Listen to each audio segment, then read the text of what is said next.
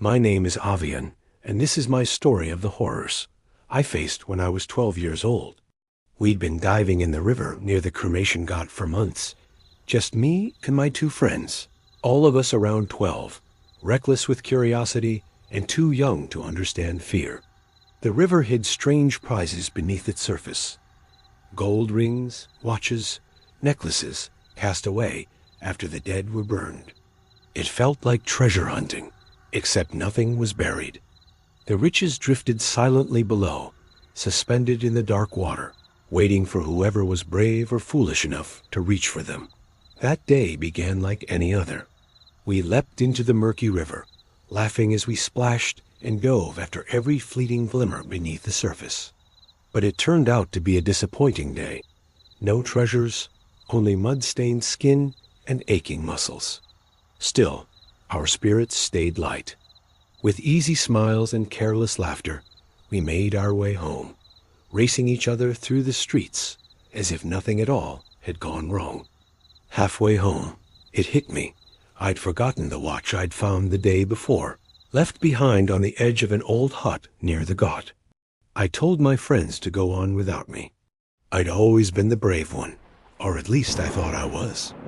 It would be quick. A short run back, grab the watch, then catch up with them before they even noticed I was gone. By the time I reached the river, darkness had settled in. The Ghat stood nearly deserted. I'd grown up hearing stories about the place, whispers of it being a crossroads for restless spirits, some steeped in sorrow, others in vengeance. Most people avoided it after sunset.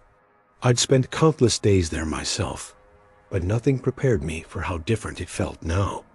The silence was unnerving, the air cold as it crept along my spine, and my courage, once so certain, felt like nothing more than a fragile mask.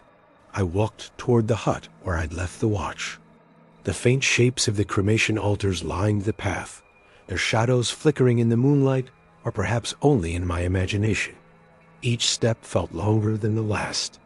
That was when I heard it, soft footsteps pacing behind me.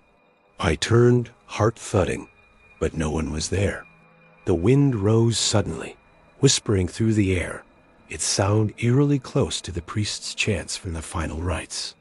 Unease tightened in my chest, yet I forced myself onward, burying the fear and telling myself it was nothing more than the night playing tricks on me. Finally, I reached the hut and found my watch exactly where I left it. Relief washed over me, but the moment I stepped out, something was off. The burning altars and the familiar cremation spots were gone. The path was empty and still. I glanced back. The hut's doors were shut tight, locked, though I had just been inside. Confusion twisted into fear. I tried to scream, but no sound came out. My mouth opened in a silent cry, the terror trapped inside, heard only by my own ragged breath. Far down the path, faint flickers appeared, shifting shapes that drifted in and out of focus, like restless spirits refusing to stay still. I walked faster, then faster still, but no matter how far I went, the hut stayed behind me, unmoving and fixed in place, as if the world itself had decided I wasn't meant to leave. Then a sudden splash shattered the silence. I turned toward the river and froze. A boy was thrashing beneath the dark surface, fighting for air.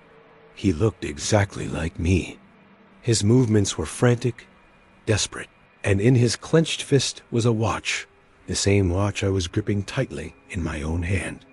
I tried to shout, to warn him, to call him back, but my voice failed me again, escaping as nothing more than a thin, breathless whisper meant only for myself. The boy in the water suddenly went still, rising to the surface. It looked as though he was floating in the air. He lifted the watch high above the dark current, holding it up like a wordless warning.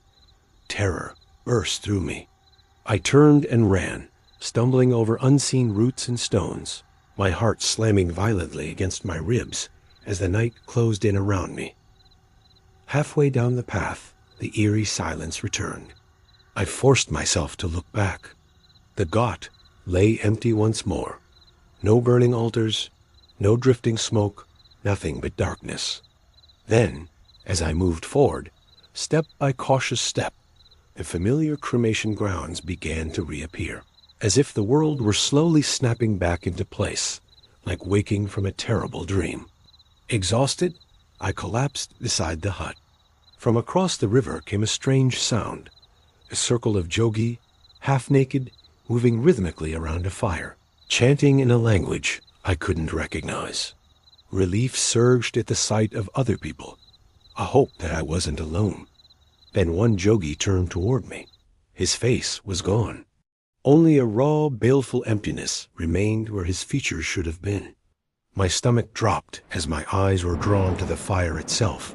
A human head burned atop the flames, its grotesque glow casting twisted, nightmarish shadows that danced across the riverbank. Their laughter rang cruel and hollow, echoing through the night and crawling under my skin. I stood frozen, unable to look away until panic finally yanked me forward. I ran blindly, heart hammering, only to stop with a jolt. There I was again, back at the same hut, its doors locked tight, and the sense of being trapped pressing in from all sides. I sank to the ground, tears streaming down my face, when a figure emerged from the funeral pyre itself, rising like smoke, taking human form. It turned to face me, and my legs gave way beneath me. The world tilted, shadows swallowing everything, and darkness claimed me completely. Morning arrived with a cold, pale light, and my friends were at my house, calling out for me, ready for the daily adventures. When my mother told them I hadn't returned the night before, their voices faltered. He didn't come back? They stammered, recalling my detour to the hut. Panic bloomed like wildfire. My mother and my friends raced to the ghat, calling my name. But no one had seen me, not the cleaners who swept the ashes, not the priests murmuring their prayers. Hours passed before a priest finally unlocked that last hut. Inside, there I lay on the floor, motionless, pale, as if the night itself had drained me of life. A whisper escaped my lips, "Mama." Then I drifted again. Everyone around guessed what had happened to me. The priest, sensing the evil presence, blessed me, prayers and holy water chasing the dark away. Slowly, I woke, fragile. My friends and mother held me close, but the nightmares didn't leave. Visions of that night haunted my sleep. The faceless jogi, the endless path, the boy in the water. Even now, I still wonder how I ended up inside that locked hut. Who were those shadowed dancers?